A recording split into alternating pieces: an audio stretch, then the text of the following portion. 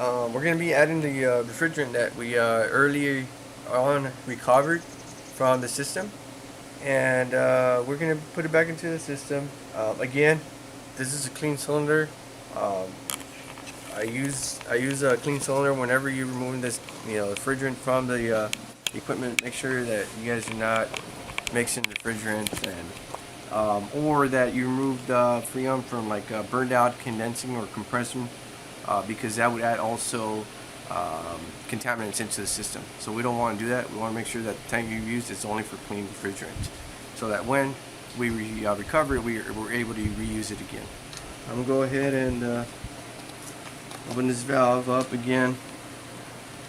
We'll bleed the hose off a little bit. There goes our refrigerant. And what we're going to be doing is we're going to be injecting it into the system. Put it in. And there I heard the pressure switch click back on. And as I'm doing this, I'm looking at my pressures on my gauges. But at the same time, there's a sight glass on this condensing unit. Sight glass is basically what lets us view the refrigerant, flow of refrigerant inside, and also the level. We always want to charge up the equipment to a full sight glass. That's what we like to see.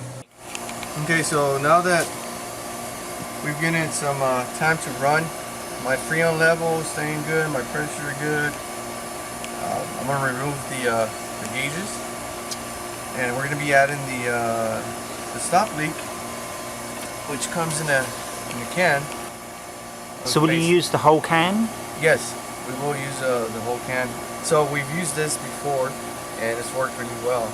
Right now, what we're doing is we're clearing the freon that I have in the gauges and the hoses, so that I get as little as possible refrigerant when I open up the gauges. Leaking, you mean? As little possible leaking. Yes. Right. The less possibilities of putting more freon into. You don't want to be. Yeah, you don't want to be personally responsible for the heating up of the planet. If there's something I can do, I will do it. This is my part of that.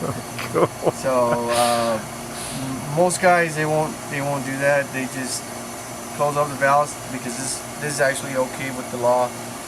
This is what we call minimalist venting. Is whatever's trapped in the lines, there's nothing we can do with that. But for that, we've also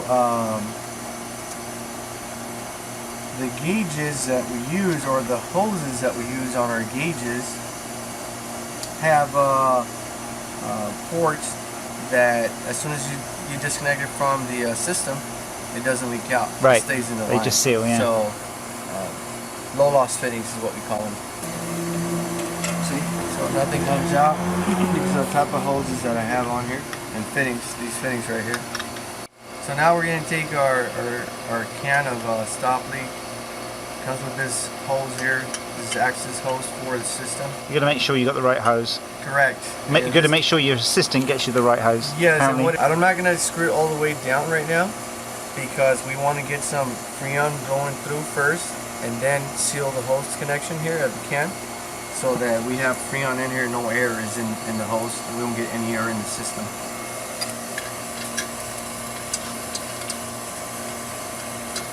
This is connected on your low side of the system, your suction service port. I got freon. Now I tying up my can on here on the connection of the hose. Yep. This is like a piercing valve that's going to pierce through the can and then open up to the flow of the substance to seal the system. So we go in. You have to, when applying this, it is that you hold the can upside down, so that the content inside is just absorbed into the system. And I open up this valve. Is that it? Is it done that quick? Or it's really quick.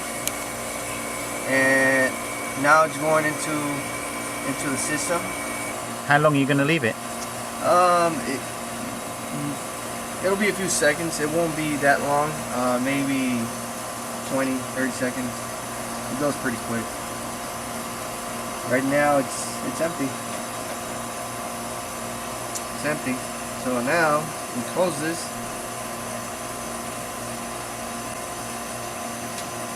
the valve, and the reason why I close the valve back up is in case there's any very little gas in there, we don't leak them out right now. And that's it. That's now in the system. This is a can. It's now an empty can. And we'll put our cabs back into the system. We'll let it run that way and follow up within a month. What's your perception of what's the most common mistake people make when they put in a cooling system that you see in a wine cellar? For one, not hiring the right person to do it. The professional to do it. Who do they get to do it then? Well, for the most part, whenever I run to customers that have or have had an ongoing problem with their equipment, whether it's not getting down to temperature, or it's just not working, performing right, or not cooling correctly, it's always been issues where an air conditioning guy over a refrigeration person installed it. For the most part, when a refrigeration person installs it, they're good, and they have more of a background of the equipment that we installed. So what kind of mistakes does a cooling guy make? I mean, what can they do wrong? Sizing the equipment. Oh, right. That's one of the number one things. Not getting maybe sometimes the right feedback from the builder or the person building the wine cellar, as far as insulation, R values, the amount of lighting, how much heat load is going to have to be able to keep up with, or to be able to keep up with the demand of the heat. If the system isn't able to keep up with that demand, you are going to have problems with temperature. One. Secondly, I think it's more of the equipment.